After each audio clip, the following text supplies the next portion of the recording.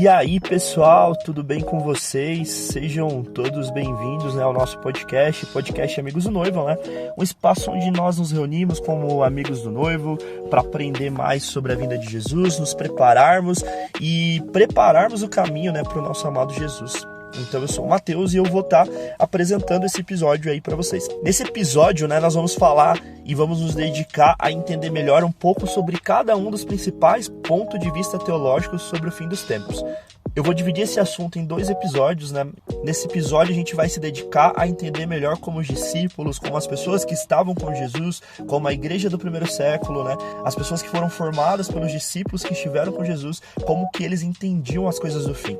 E em um segundo episódio, o episódio que vem a seguir, a gente vai falar sobre os principais pontos de vista escatológicos que estão presentes na igreja atuais, Quais são as visões, as principais visões sobre escatologia que são pregadas e difundidas na igreja hoje em dia. Fechou? E a verdade é que durante toda a história do cristianismo, surgiram diferentes visões e opiniões ao respeito das coisas do fim. A Bíblia e Deus nunca mudam. Isso é uma verdade que a gente já deixou como fundamento aqui. E durante toda a história, a palavra de Deus se manteve a mesma e vai ser sempre assim. Mas a visão escatológica das pessoas foram mudando durante a história, sendo muito influenciado pelas circunstâncias em que viviam naquele tempo. Então nós temos muitas mudanças, muitas construções e surgimento de novos pontos de vista teológicos sobre as coisas do fim. E vamos combinar, se existe uma visão escatológica, se existe uma visão teológica que nós podemos dizer que é mais segura e confiável, não tem outra. Tem que ser aquela manifestada pelos discípulos de Jesus. Os discípulos que andavam com Jesus, os discípulos que aprendiam da palavra sobre o próprio Jesus, os discípulos que dividiam a intimidade com Jesus, que ouviam Jesus falar sobre o retorno dele, que ouviam da boca do próprio Jesus sobre o fim. Então é justo que nós gastamos tempo e nos dedicamos a entender e a ouvir o que os apóstolos e a igreja do primeiro século pensavam sobre o tema. E no livro Escatologia Essencial, o Vitor Vieira destaca 4 pontos sobre a teologia escatológica dos discípulos, que vale muito a pena levarmos em consideração. O primeiro ponto é, eles criam e esperavam um reino literal.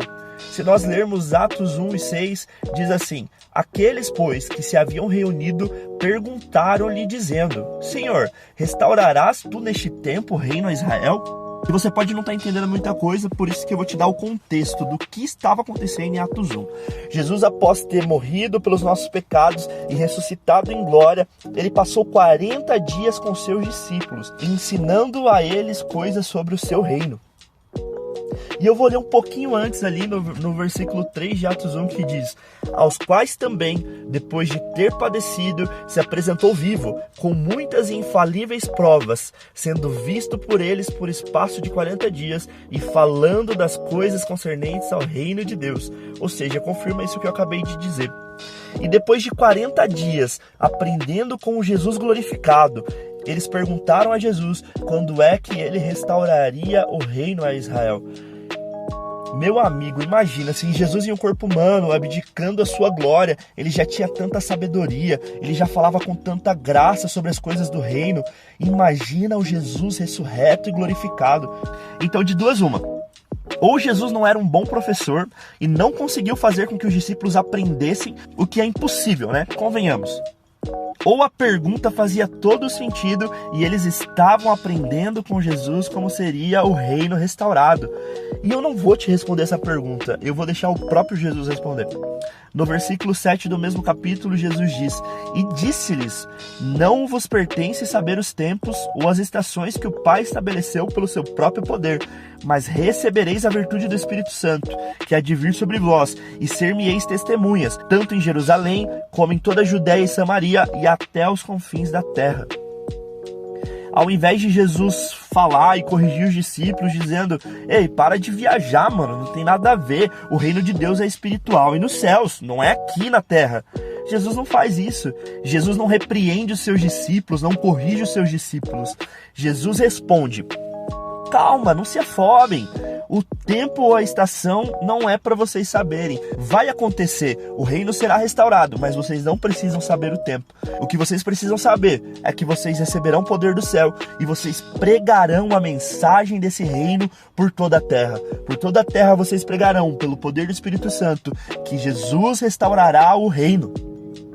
Jesus ensinou aos seus discípulos que o seu reino, que virá quando ele voltar, aquele reino que ele nos ensinou a orar no Pai Nosso, pedindo para que ele venha, é um reino literal e na terra.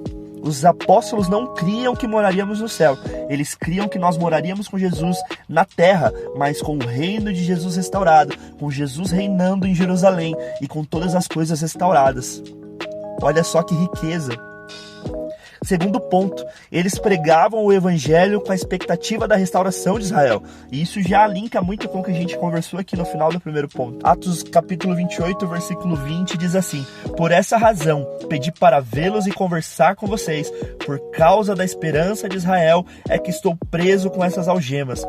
O apóstolo Paulo confessa que estava preso por causa da esperança pela restauração de Israel. E isso é assunto recorrente em todos os escritos dos discípulos.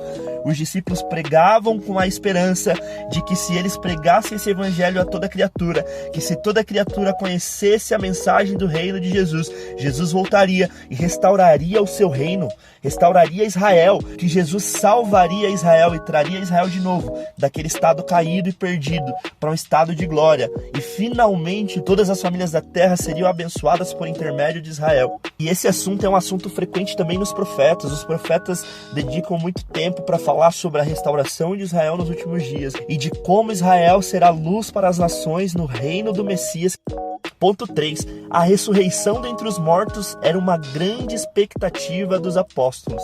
Em Atos 4, o versículo 1 e 2 diz assim: estando eles falando ao povo, sobrevieram os sacerdotes e o capitão do templo e os saduceus, doendo-se muito de que ensinassem o povo e anunciassem em Jesus a ressurreição dentre os mortos.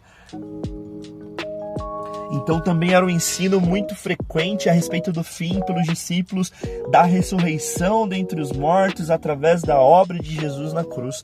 Paulo gasta praticamente todo o capítulo 15 de 1 Coríntios para falar e anunciar a ressurreição dos mortos através da obra da cruz. E em 1 Coríntios 15, Paulo fala como isso deve ser a nossa esperança, como nós devemos estar esperançosos em ver Jesus rasgar os céus e descer, e aqueles que estiverem mortos serem ressuscitados para a vida eterna, e aqueles que estiverem na terra terem os seus corpos transformados para encontrar Jesus nos ares. E o quarto ponto, enfrentar martírio e perseguição não era nenhum problema para os discípulos. Eles foram fiéis a Yeshua e a mensagem do reino de Deus até a morte, e isso era um padrão de conduta na igreja do primeiro século. Vamos ler Atos 5, versículo 41.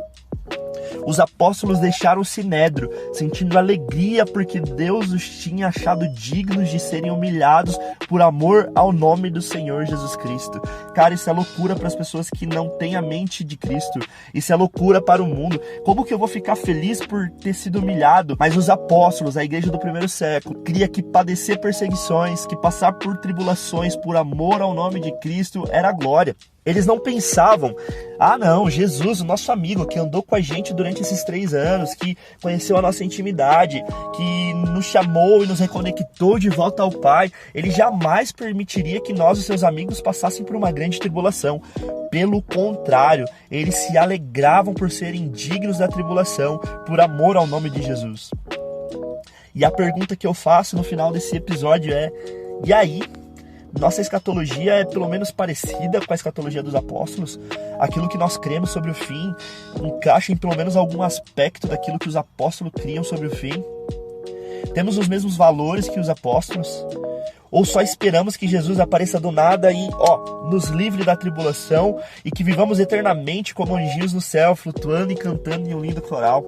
Esse não era o ensinamento escatológico dos apóstolos. Os apóstolos estavam engajados, os apóstolos estavam ativos, pregando o evangelho, padecendo tribulações, passando por dificuldades e anunciando o evangelho de um rei que viria reinar sobre a terra, que restauraria a terra e reinaria para sempre, viveria para sempre com seu povo. E é isso, a primeira parte, né, dos pontos de vista da teologia escatológica é essa. Eu apresentei para vocês aqui a visão da igreja do primeiro século, a visão dos discípulos de Jesus sobre as coisas do fim. E nós continuamos agora no próximo episódio, falando um pouco mais sobre os pontos de vista teológico sobre escatologia, né, que nós temos na igreja hoje, né, que são os principais. Então eu espero que você esteja lá, curta esse episódio, siga esse podcast e mande esse podcast para aquele seu amigo que também precisa conhecer um pouco mais de escatologia. Até a parte 2. Tamo junto, valeu!